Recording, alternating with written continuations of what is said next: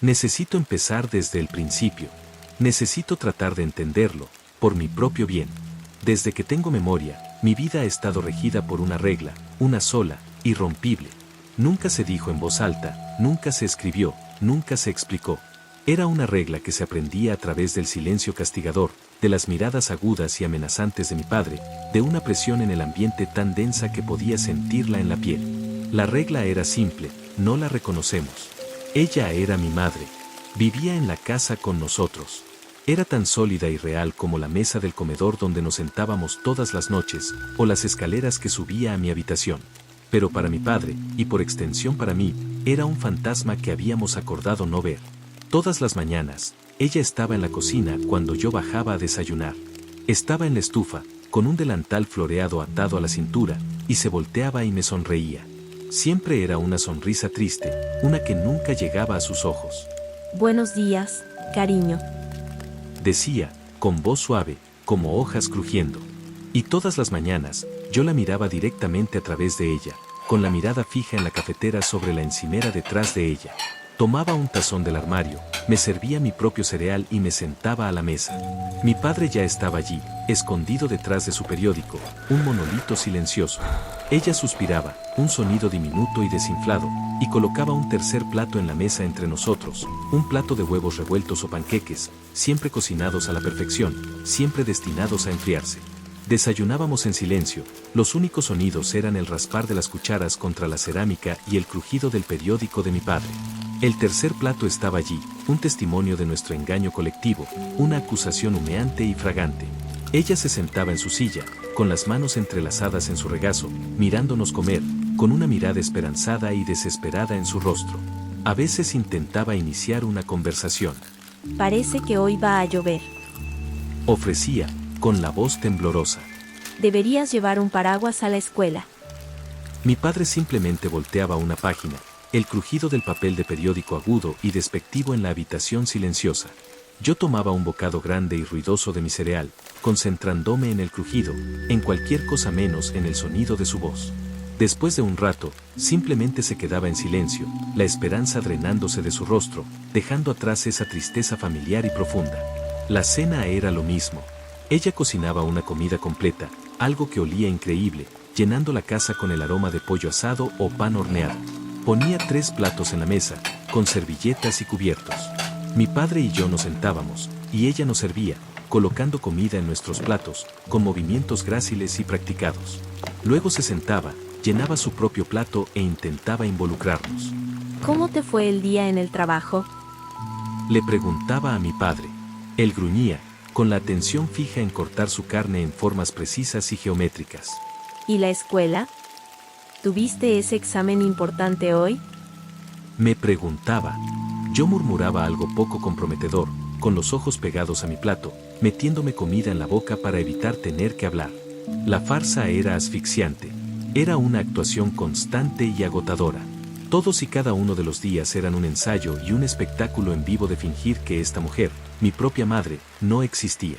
Crecí en una casa con 3 personas, pero me criaron en un mundo que solo reconocía a 2. Durante años, simplemente lo acepté. Los niños aceptan las circunstancias más extrañas como normales porque es todo lo que han conocido. El sol sale, el cielo es azul y no hablamos con mamá. Era solo un hecho de la vida.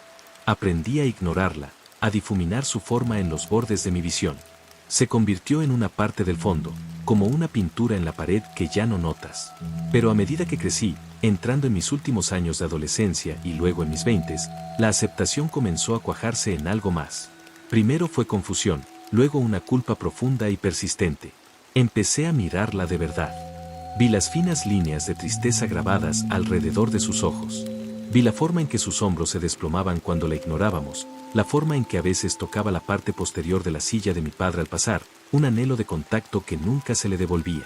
Vi a una mujer que estaba profundamente, devastadoramente sola, atrapada en su propia casa. Mi percepción de mi padre también cambió. El hombre silencioso y estoico que una vez había visto como un protector comenzó a parecer un tirano. Su regla era extraña, cruel. Era un acto calculado y diario de violencia emocional. ¿Qué había hecho ella para merecer esto? ¿Había tenido una aventura? ¿Había hecho algo imperdonable que yo era demasiado joven para recordar? Fuera lo que fuera, este castigo parecía monstruosamente desproporcionado. Era una forma fría y silenciosa de tortura, y él me había convertido en su cómplice. El resentimiento se acumuló lentamente, una presión detrás de mis costillas. Empecé a tener problemas para dormir. Me acostaba en la cama y escuchaba los débiles sonidos de ella llorando desde su habitación.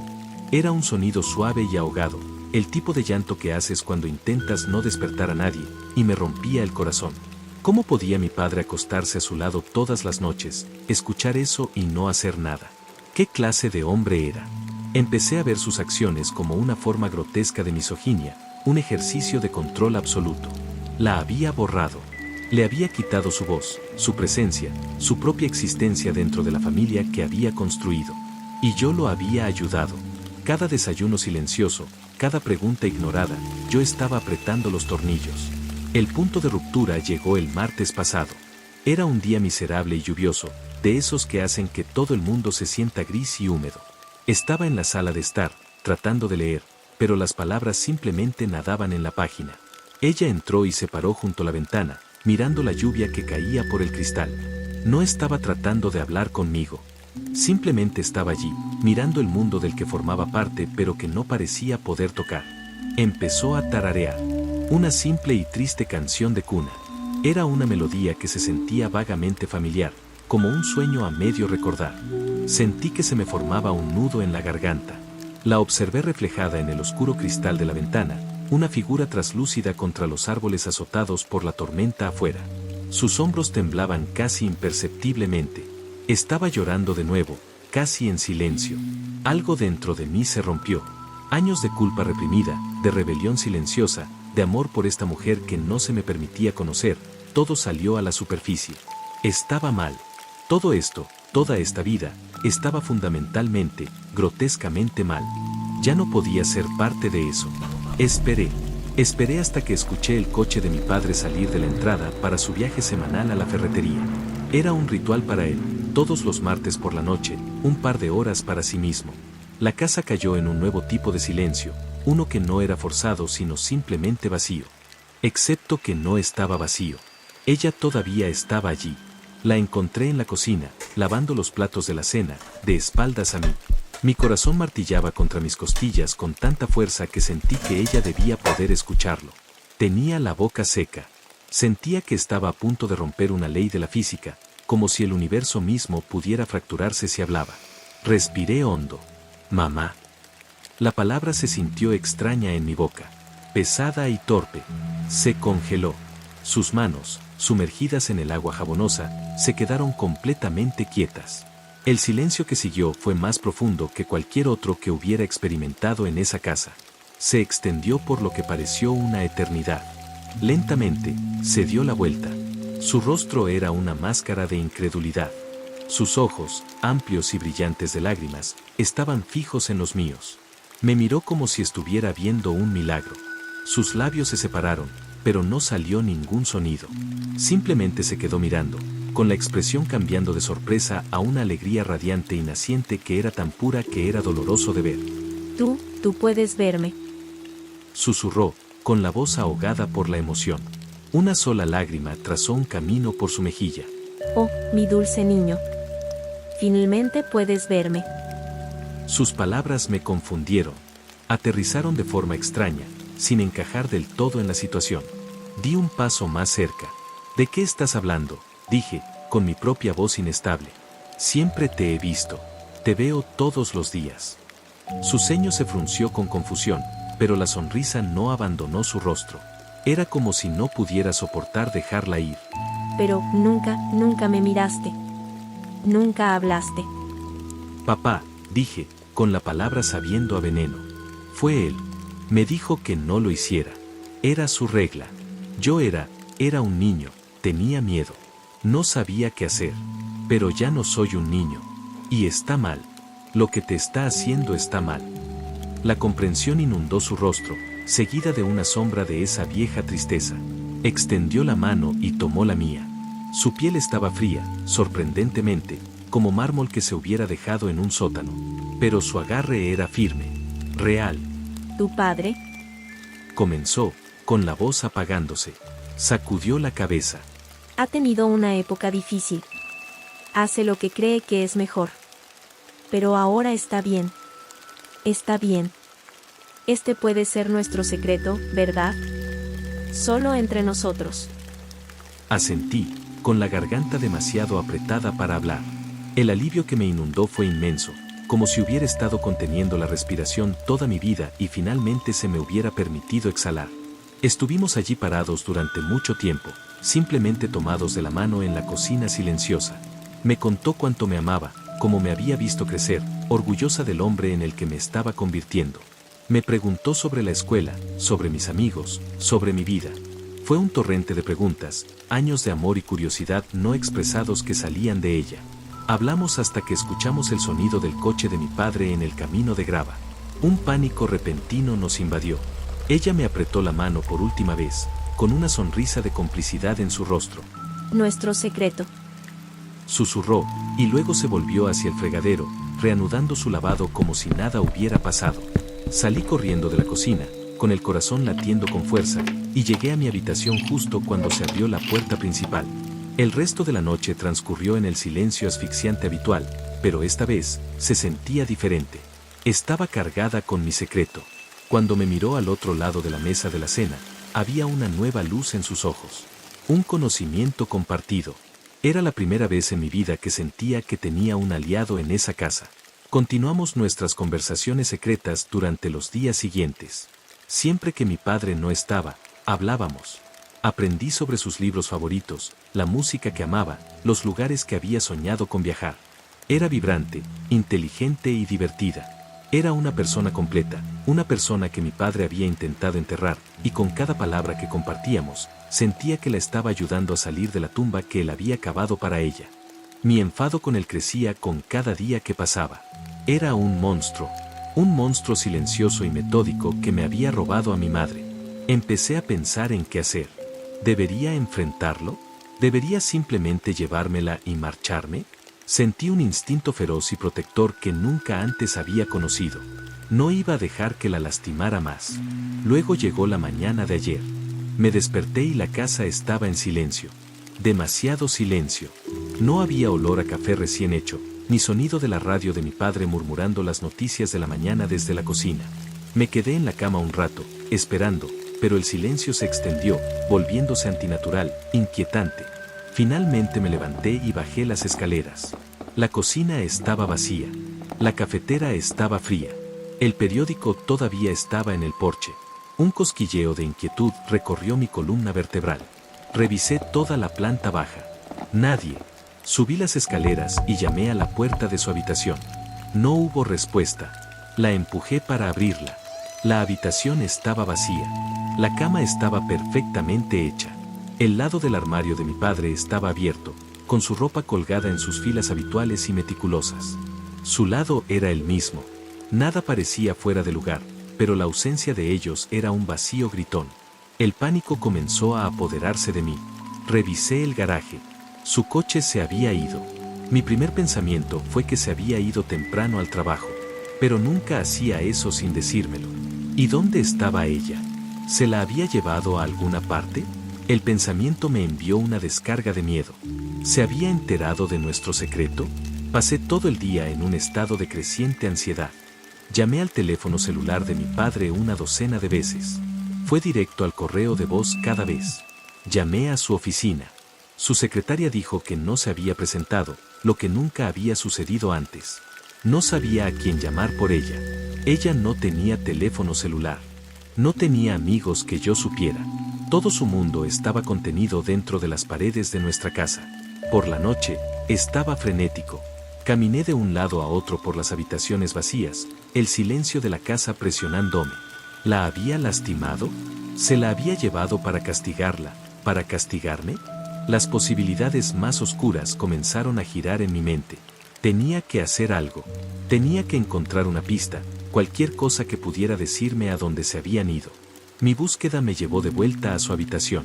Sentí que era una violación estar allí, revisar sus cosas, pero estaba desesperado. Miré en los cajones, debajo de la cama, en el armario. Nada. Era solo una habitación, antinaturalmente ordenada e impersonal. Entonces lo vi. En el suelo del armario de mi padre, metido detrás de una fila de zapatos, había un pequeño cofre de madera. Nunca lo había visto antes. No tenía cerradura. Mis manos temblaron mientras levantaba la tapa. Dentro había diarios. Una pila de ellos, todos cuadernos negros idénticos con encuadernación de cuero. El tipo que mi padre usaba para el trabajo. Saqué el que estaba encima. Su letra ordenada y precisa llenaba la página. La primera entrada estaba fechada hace más de 15 años. Me senté en el borde de su cama, el olor de su colonia aún tenue en las almohadas, y comencé a leer. 12 de octubre. Ha pasado un año. Un año desde el accidente. La casa se siente tan vacía, una cáscara ahuecada. Miro a mi hijo y veo sus ojos, y el dolor es tan fresco que es como si hubiera sucedido ayer. Solo tiene 3 años, demasiado joven para entender. Solo pregunta por mamá. ¿Cómo le explico a un niño de 3 años que ella nunca volverá? El informe policial lo calificó como un accidente extraño. Un cable de alimentación caído en la tormenta. Lugar equivocado, momento equivocado. No se siente como un accidente extraño. Se siente como un robo. El mundo nos la ha robado. Mi sangre se heló. Leí la entrada de nuevo, y luego una tercera vez. ¿Un accidente? ¿Ella murió? No, era imposible. Acababa de hablar con ella ayer. Le había tomado la mano. Fue un error. Un diario diferente. Algo. Pero era su letra, su habitación. Seguí leyendo, con una sensación de pavor en mi estómago. 3 de mayo. Han pasado 2 años. Lo hizo de nuevo hoy. Estaba jugando en la sala de estar con sus bloques, y simplemente se detuvo y señaló hacia la cocina. Dijo: Mamá está haciendo galletas. Entré, por supuesto. La cocina estaba vacía. Le dije que mamá estaba en el cielo, como hemos practicado. Simplemente sacudió la cabeza. No, ella está justo ahí. Dijo, y la describió. Describió el vestido amarillo con el que fue enterrada. Sentí que una frialdad se extendía por mí que no tenía nada que ver con la temperatura de la habitación. Tiene 5 años. Su imaginación se está desbocando. Eso es todo lo que es. 28 de mayo. No es su imaginación. Le habla todos los días ahora. He empezado a ver vislumbres. Un destello de movimiento en la esquina de mi ojo cuando dice que está pasando. Un ligero olor a su perfume en una habitación que supuestamente acaba de dejar. Esta mañana, estaba en el pasillo, y él estaba en su habitación, charlando. Le pregunté con quién estaba hablando. Mamá, Dijo, me está cantando una canción. y luego lo escuché, débilmente, a través de la puerta. Una canción de cuna, la que solía cantarle. Casi vomito. 15 de junio. Lo confronté hoy. Mi hijo estaba sentado en el sofá, hablando con el espacio vacío a su lado. Me paré en la puerta y dije su nombre. Le pregunté qué quería. Mi hijo me miró, con los ojos muy abiertos por el miedo. Y el aire de la habitación se hizo pesado. Frío. Una presión se acumuló contra mis tímpanos. Sentí una sensación de malevolencia, de odio puro, dirigida a mí. Se parecía a ella. Sonaba como ella. Pero cuando me obligué a mirar el lugar que mi hijo estaba mirando, lo vi. Solo por un segundo. La forma de ella estaba allí, pero los ojos eran pozos negros, vacíos y antiguos. Sabía desde lo más profundo de mí que esos ojos no eran los de ella. Esta cosa no es mi esposa. Mi esposa se ha ido. Esto es otra cosa, un parásito que lleva su memoria. Mi respiración se entrecortó en mi pecho. Sentí una ola de náuseas. Esto era una locura. Él estaba loco. Estaba sufriendo. Se había vuelto loco. Eso tenía que ser. Apreté el diario con más fuerza, con los nudillos blancos. 1 de julio. Lo he intentado todo. Sacerdotes, médiums, investigadores paranormales. O creen que estoy loco o abandonan la casa pálidos y temblorosos, diciéndome que no pueden ayudarme. Uno de ellos me dijo que es un imitador. Una sombra. Dijo que se siente atraído por el dolor, por la energía de mi hijo, y parece que nunca nos dejará, incluso si nos fuéramos de este lugar, simplemente nos seguiría. Dijo que lo peor que podemos hacer es darle lo que quiere, reconocimiento. La atención es sustento. El reconocimiento es poder. Si lo alimentamos, se fortalecerá. Se aferrará a él. Lo consumirá. Así que tengo un plan. Es un plan terrible y cruel. Hará que mi hijo me odie. Me convertirá en un monstruo a sus ojos. Pero es la única forma en que puedo pensar en protegerlo. Tenemos que matarlo de hambre. Tenemos que fingir que no está allí. Tenemos que cortar su suministro de alimentos. No la miraremos. No le hablaremos. No reconoceremos su existencia. Viviremos en una casa con un fantasma y fingiremos que estamos solos. Que Dios me perdone por lo que estoy a punto de hacerle a mi propio hijo. El diario se cayó de mis manos, aterrizando con un suave golpe en la alfombra. La habitación daba vueltas. Cada recuerdo de mi infancia, cada cena silenciosa, cada mirada aguda de mi padre, todo se reorganizó en mi mente en una imagen nueva y aterradora. Busqué a tientas el último diario, el de este año. Me temblaban las manos con tanta violencia que apenas podía pasar las páginas. Encontré una entrada de la semana pasada. Martes. Le habló esta noche. Sabía que iba a pasar. He visto la forma en que la ha estado mirando últimamente. La culpa en sus ojos.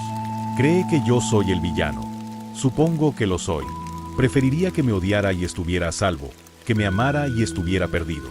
Pero ahora ha roto la regla. Ha abierto la puerta. Cuando llegué a casa, el aire de la casa era diferente. Más denso, cargado. Y eso, ella, parecía más fuerte, más sólida. La tristeza en sus ojos ha sido reemplazada por otra cosa. Triunfo. Tengo que terminar con esto. El anciano, el que lo llamó imitador, me dio una última opción. Un último recurso. Dijo que si alguna vez se afianzaba de verdad, si alguna vez se alimentaba lo suficiente como para anclarse por completo aquí, había un ritual. Una forma de atarlo. Pero requiere un sacrificio. Un intercambio. Un ancla por un ancla. Me dijo que probablemente me mataría. Pero ¿qué vida he estado viviendo de todos modos? Un carcelero en mi propia casa.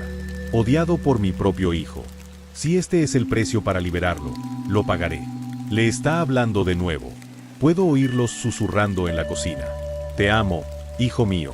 Espero que algún día lo entiendas. Espero que me perdones. Esa fue la última entrada. Así que su desaparición, y el coche que se había ido, fue a realizar el ritual, a sacrificarse, para salvarme de la cosa que dijo que tomó la forma de mi madre. Mi sangre se convirtió en agua helada. Pensé en la sensación de su mano contra la mía, lo fría que estaba su piel. Pensé en sus palabras, finalmente puedes verme, como si mi vista fuera algo que debía ganarse. Pensé en sus ojos triunfantes al otro lado de la mesa de la cena. Y entonces lo escuché, un sonido suave y dulce desde el pie de las escaleras, tarareando. Esa extraña cancioncita que estaba tarareando junto a la ventana.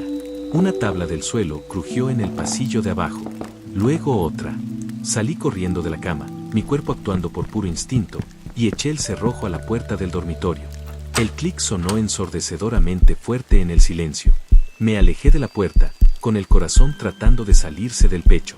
Mis ojos recorrieron la habitación, buscando una escapatoria que no existía. La ventana estaba a 2 pisos de altura. Sus pasos estaban en las escaleras ahora. Lentos, deliberados. No la forma ligera, casi silenciosa en que solía moverse. Estos pasos tenían peso, tenían sustancia. Ahora era más fuerte. La había hecho más fuerte. El tarareo se detuvo justo afuera de la puerta. Cariño. Su voz. Era la voz de mi madre, pero era diferente. Estaba cubierta con una dulzura espesa y empalagosa que me hacía erizar la piel. ¿Estás ahí dentro? Estaba tan preocupada. Me desperté y la casa estaba vacía. Me apreté contra la pared del fondo, con la mano sobre la boca para sofocar mi propia respiración entrecortada. Hablé con tu padre. Llamó a través de la puerta. El sonido era tan claro que era como si estuviera parada justo a mi lado. Llamó. Lo siente mucho, cariño. Por todo. Lo explicó todo. Sabe que se equivocó al mantenernos separados. Mi mente gritó. Mentirosa, mentirosa, se ha ido. Sabes que se ha ido. Dijo que solo necesita unos días para despejar la mente. Continuó la dulce voz. Pero nos dio su bendición. Quiere que finalmente tengamos tiempo juntos. Solo tú y yo. ¿No es maravilloso? Silencio. Contuve la respiración, rezando para que pensara que no estaba aquí, que simplemente se fuera. Sé que estás ahí dentro, cariño. Puedo sentirte. Arrulló. Vamos, abre la puerta. Te voy a hacer unos panqueques. Como solía hacerlo. Nunca solía hacerme panqueques. Por favor, hijo. No me vuelvas a cerrar. No después de que finalmente me dejaste entrar. Todo va a estar bien ahora. Estoy aquí. Te cuidaré. Seremos una familia de verdad. Las palabras flotaban en el aire, espesas y venenosas. Siguió un silencio, que se extendió durante unos latidos agonizantes. Luego, un sonido nuevo. Un suave rasguño metálico. El pomo de la puerta comenzó a temblar. Lentamente al principio, luego con más fuerza. La respiración se me cortó en la garganta. Estaba tratando de entrar. Estaba tratando físicamente de llegar a mí.